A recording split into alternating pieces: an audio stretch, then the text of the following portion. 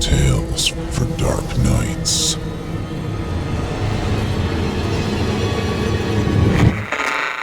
Want to make sure you never miss a Chilling Tales for Dark Nights video again? Be sure to subscribe and hit that bell to turn on notifications. Hello. The story you're about to hear is part 2 of a trilogy, written by the very talented Micah Edwards.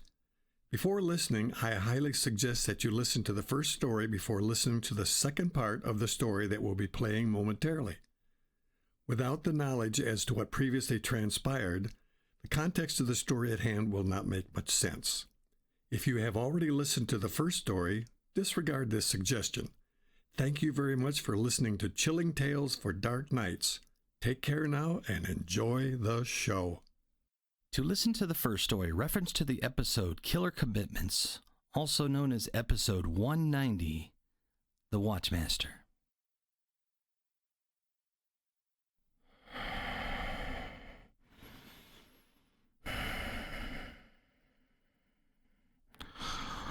Mr. Woods,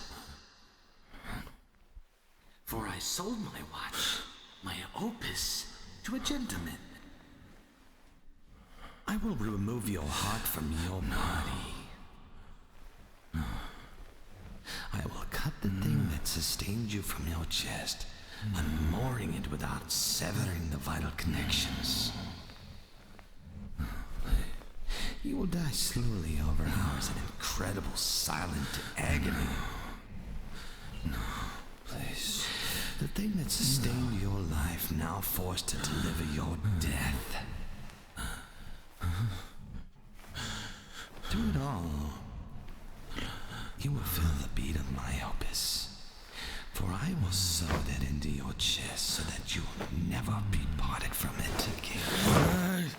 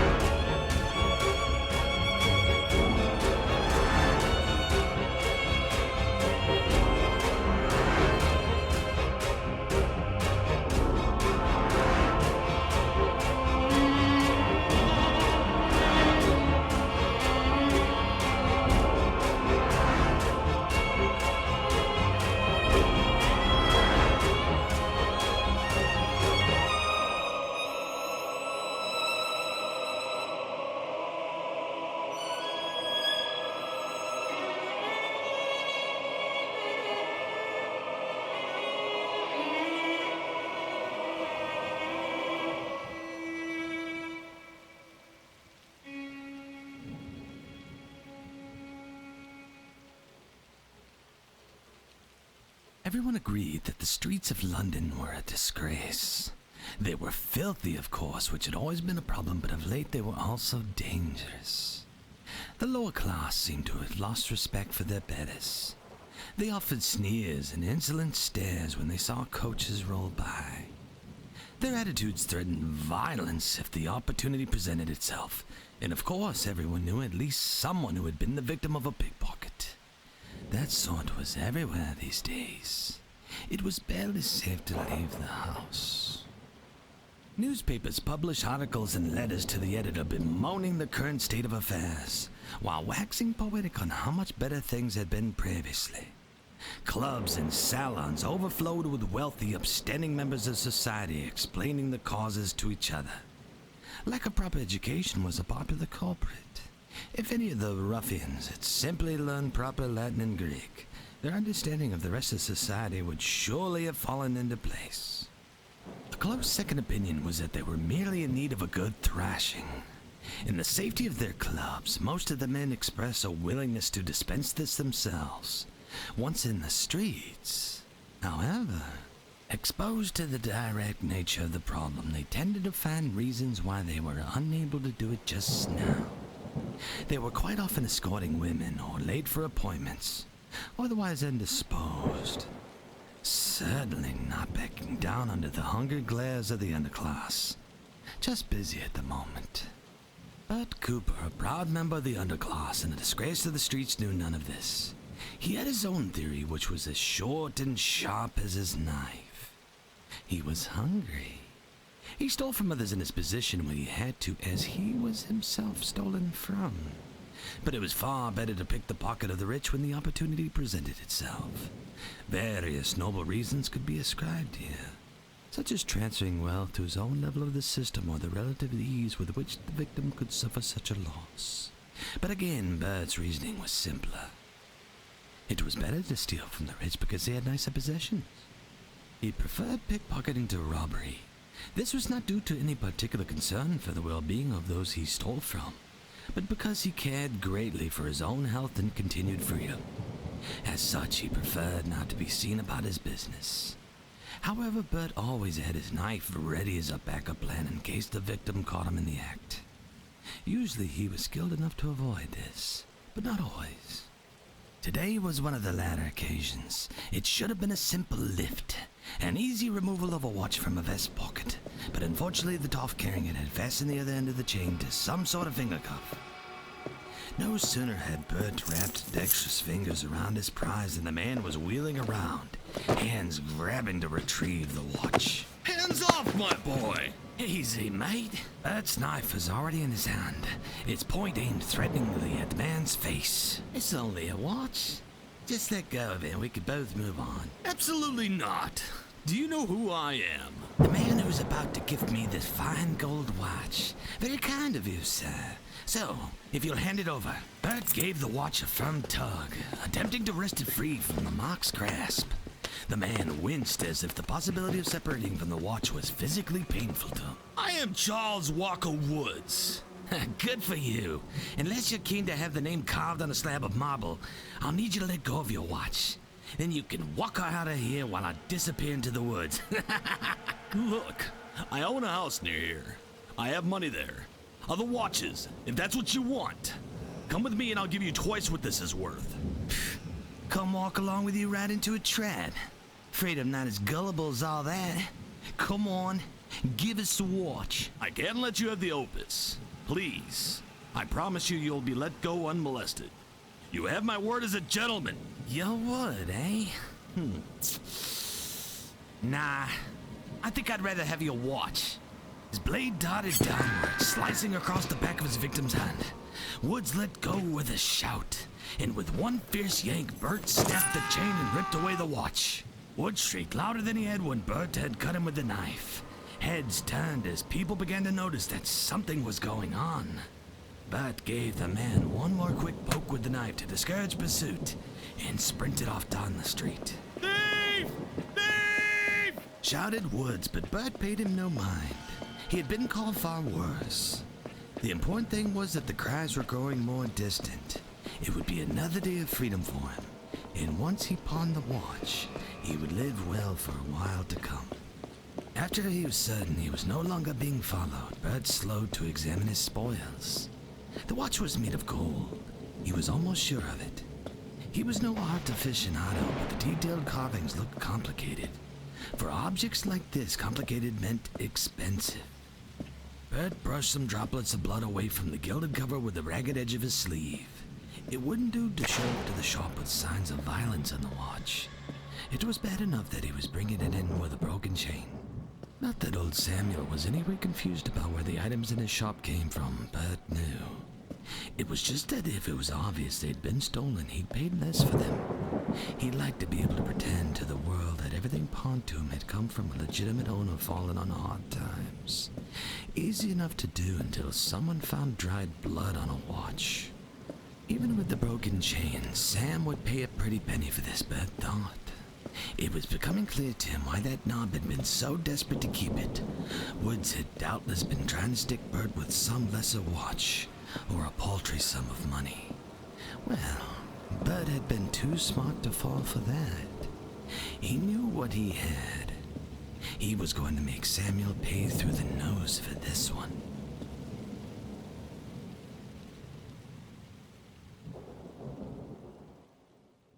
You imbecile. Snarled Samuel, recoiling from the watch that Bert had pushed across the counter. Oh, you utter fool. Put this back immediately. What's that supposed to mean? Asked Bert. He looked around the shop in case Sam was putting on an act for someone, but it was only the two of them there. I just happened to find this in the gutter. I glinted at me from beneath the scrap of newsprint. I thought my old friend Sam might like it, that's all. You're an idiot. You have no idea what you have. Fancy wars, that's what I have. Must be a pound of gold used for it, too. That's a Montford, or I'll close my shop. Is there an M on the back? Curved at the sides and capped with horns. Bert picked up the watch and examined it. The back was an intricate pattern of overlapping lines, but in the very center was the M that Samuel had described. Yeah, and so? And so that's Montford's watch. Sam. Bert stared at the man behind the counter as if he'd gone simple. He made the watch. He doesn't own it. I found it in the street. Like I said, I didn't steal it from his shop.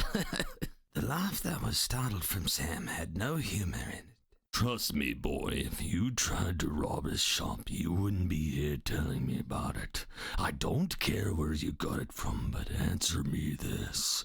Can you put it back? The gutter? Shut up about the gutter and answer me honestly. Can you put it back? If not in the same place, at least nearby, where it might have ended up by accident. Bert thought of Charles Walker Woods bleeding from his hand and belly, of the cries of the nearby citizenry, of the pursuing police. He shook his head. You poor dumb fool, sighed Samuel. He waved his finger at the door. Take my advice and try anyway. Maybe he hasn't yet noticed it's gone.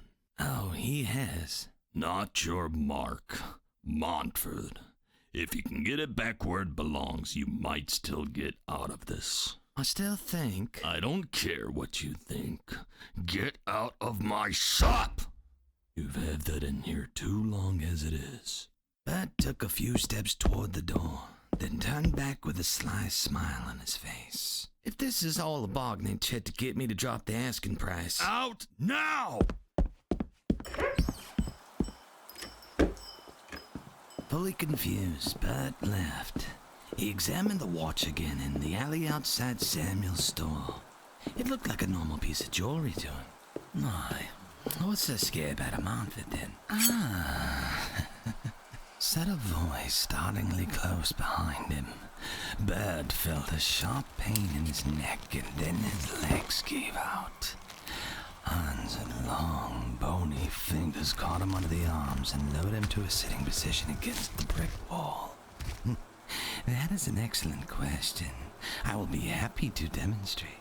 Bert stared forward, unable even to move his eyes as a long, stick-like man stepped into view. His suit was clean and pressed, but inexpensive. His heels clicked on the cobbles like ticks of a clock. He held a scalpel in his left hand. As your friend the pawn shop proprietor was explaining, I am Montford, and you have rather violently come into possession of my opus. As he spoke, he knelt in front of Bert to look him directly in the eyes. It was a clinical, judging look containing neither mercy nor humanity.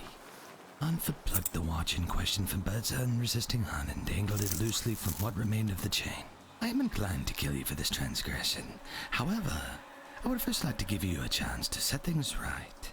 The man you stole this from made a promise to me that it would never be out of his possession. Thanks to you, he has broken that promise. He is doubtless marshalling all of his resources to find you right now. Montford opened the cover of the opus and glanced inside. Here is my offer. It is nearly the top of the hour. If you and Mr. Woods can find each other before the next hour strikes, and the opus is back in his hands at that time, then I will let both of you live. If not, let me give you a taste of what I will do.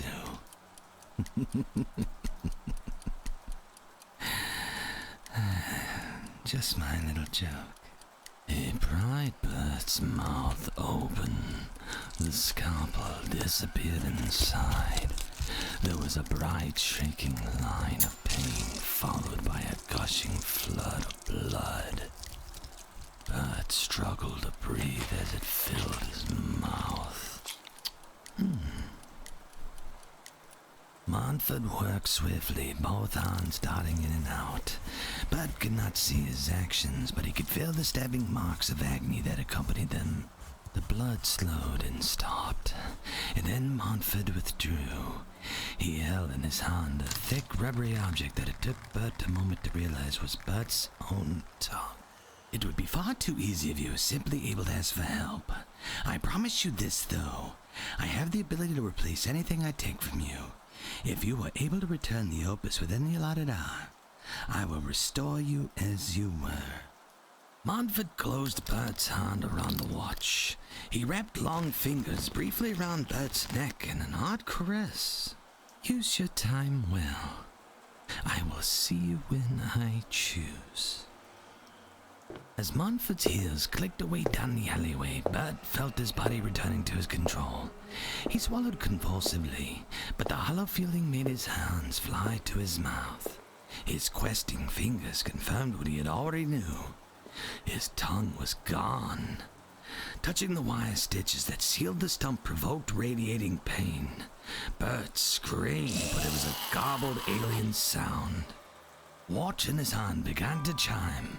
The noise drove Bert to his feet. An hour.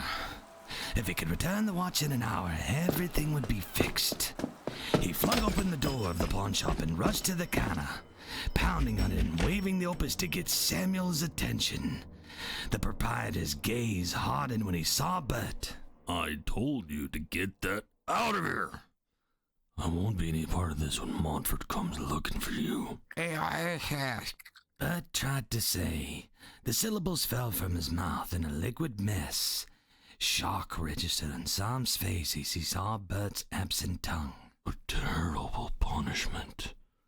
But he left you the watch. Bert nodded and mimed putting it into another person's pocket, then looked around wildly and shrugged. You're supposed to return it, but you don't know where. Who did you take it from? Bert made a valid attempt, but Charles Walker Woods was entirely impossible to say without a tongue.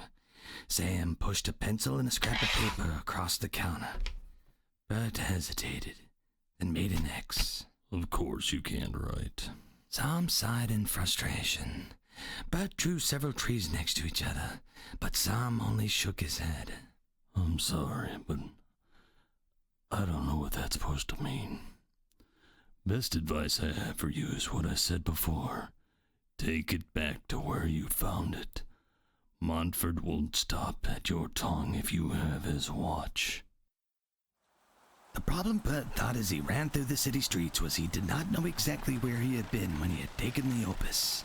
He had not been going anywhere in particular, and after all of the excitement started, he had been far more focused on getting away than worrying about where precisely he was getting away from.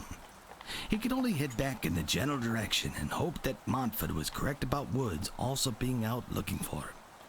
He did not find Woods. He found the next best thing. A policeman. For the first time in his life, Bert ran directly toward an officer of the law, waving his arms wildly to make sure he was noticed. What is it? Stop right there! The policeman looked about wildly. Sure it was a trap. He pointed his nightstick at Bert. What do you want? Bert held up the opus. What's that? A watch? The policeman looked closer. Say, is that the one that fella's been looking for? Bert nodded frantically. Bring it here. The policeman held out his hand for the watch. Bert gladly turned it over. Looks like the one, all right. The policeman slipped the watch into his pocket. Well, go on. I'll get it back to him. Bert tapped his own pocket and held up one finger, trying to signify that he had only one arm for that to happen. You think you're getting a reward? Not likely, my son. The reward here is that we're not asking any questions about where or how you found this watch. Now get out of here before I change my mind about that. Frustrated, Bert reached for the man's pocket, intending to take the watch back. The policeman rapped his wrist sharply with a nightstick. Why, it's a bit late for second... The admonishment cut off abruptly as Bert laid the policeman out with a heavy right fist. The officer stumbled and fell, and Bert followed up with a kick to the side of the head. His helmet saved him from any permanent damage, but it was enough to leave the policeman stunned on the ground. Bert grabbed the opus back and ran. The police weren't going to help. He was going to have to do this himself. Whistles behind him lent extra urgency to Bert's flight. He ducked down a dead-end alleyway and scrambled up the rough stone wall at the end. The cops wouldn't climb. They never did. Once he was over... As Bert's hand seized the top of the wall, he felt a jarring shock in both wrists. And then he was falling backward.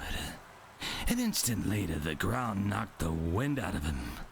Hot liquid splashed over his face, and he reached up to touch it. To his horror, he found that both hands were severed at the wrists. "Lay still and do not fight me," said Montford, vaulting down from the wall to crouch beside him. A needle and a spool of wire were in the watchmaker's hands. "I will staunch the blood. The game is far from over, but it has been a quarter hour, and I felt that you needed a penalty after assaulting that poor policeman." He pressed the stumps of Bert's wrist together as he talked and sewed rapidly, his fingers dancing up and down. Every rise and fall was another sliver of shooting pain. A torrent of blood pumped between the dexterous digits, but with every stitch the flow lessened. I pride myself on better work than this, but needs must when time is of the essence. Not only is it important to stop the blood loss, your remaining minutes are fast ticking away. Bert stared in horror as Montford sewed his wrists together, his arms now making a blood-soaked, unbroken O in front of him. He pulled his elbows away from each other. The pain was excruciating, radiating all the way up into his shoulders. It was as if Montford had tied his stitches directly into the nerves. Montford fastidiously dabbed away the gore. No new blood welled up to replace it. The stitches were so precise that the skin at the wrist seemed almost to have grown together. Bert cast a despondent eye up at the wall, where his pallid, severed hands gave mute testimony to the butchery that had been committed. "As I said, I can put them back, but you have less than 40 minutes to return the opus now. You do still have it, I trust." Bert attempted to motion to his pocket with his right hand, and was met with a fresh wave of agony. He moaned in distress, feeling faint. "Very good." He reached one long arm up to the top of the wall and collected Bert's hands, slipping the stolen extremities into a leather bag. He retrieved the sword as well and restored it to its place inside his walking stick. He tipped his hat to Bert. "Best of luck. I'll have your pots on ice in anticipation of your success." Bert barely heard him. The alley swarmed before his eyes. He attempted to get to his feet, only to accidentally bash his conjoined arms against the ground. He fell forward with the pain, cracking his skull on the cobbles. There was a brief, desperate fight to hold on to consciousness, and then the world went black.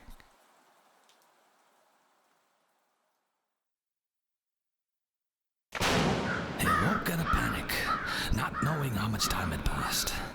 Was his hour up? Surely not, or Montford would have returned. He still had a chance then.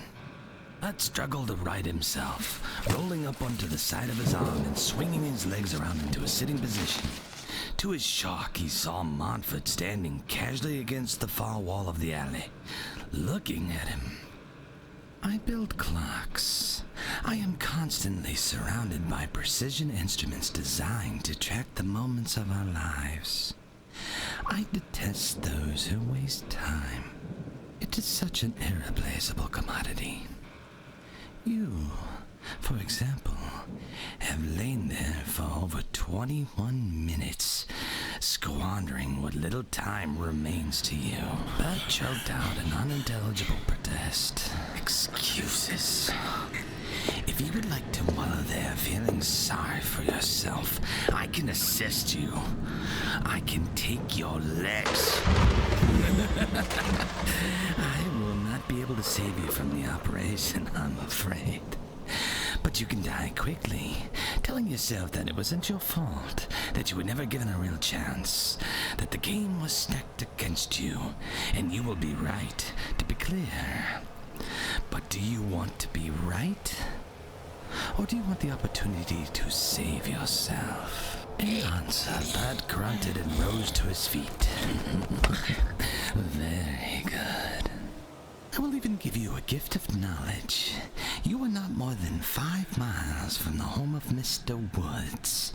It is directly along the next major street. You have 17 minutes left to your name. Will you? Bud did not hear the end of Montford's question. He broke into a staggering run, made worse by the inability to pump his arms at his sides. By the time he had reached the mouth of the alley, however, he was finding his rhythm. He accelerated as he hit the street. Passers-by shouted in shock and horror at Bert's horrific, bloody appearance. He did not give them a second glance. His eyes were fixed on a carriage parked against the building up ahead. The coachman was utterly unprepared for the frantic apparition that leapt at him from the street. Bert looped his melted arms around the man's neck and threw him from the carriage with a violent yank. The pain made him cry out as well, but the stitches held. The reins lay loosely on the seat next to him. Bert stared at them for a moment, then let out a long shriek of frustration.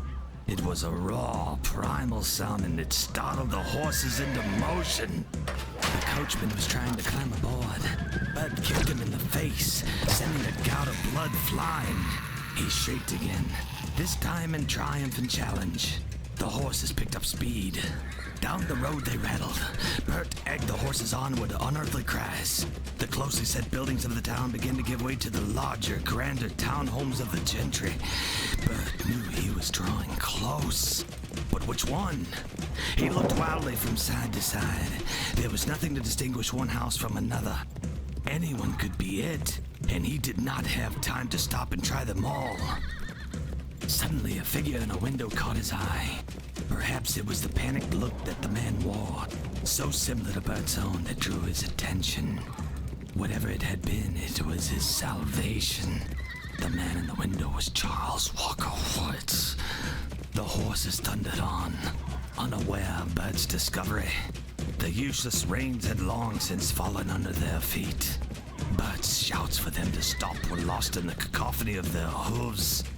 Gritting his teeth, Bert threw himself from the moving carriage.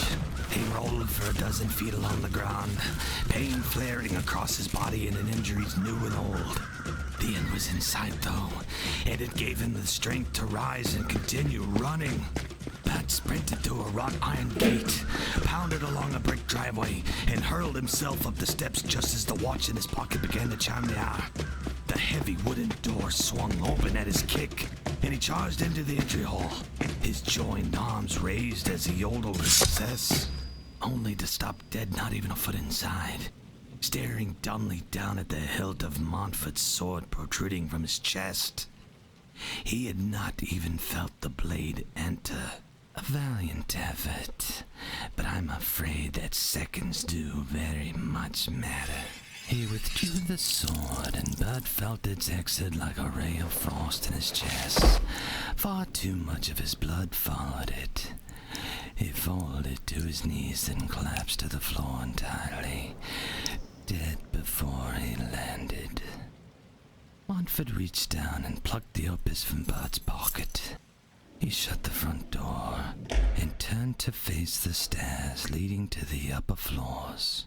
Well then, Mr. Woods, he called, progressing toward the stairs at a steady, inescapable pace. You have failed to fulfill your promise to me to safeguard my opus.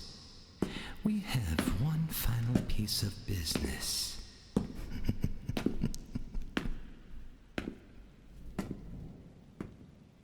Later, the staff found Woods barricaded in his bedroom. the door completely blocked by heavy furniture. His body was laid out on the floor, so entirely drained of blood that it had seeped through the ceiling and rained down into the dining room below. The look on his face was of abject terror.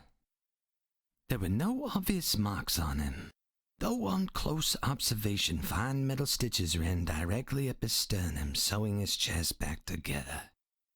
Of the opus there was no visible sign, though had anyone put their head towards his chest, they would have heard the tick.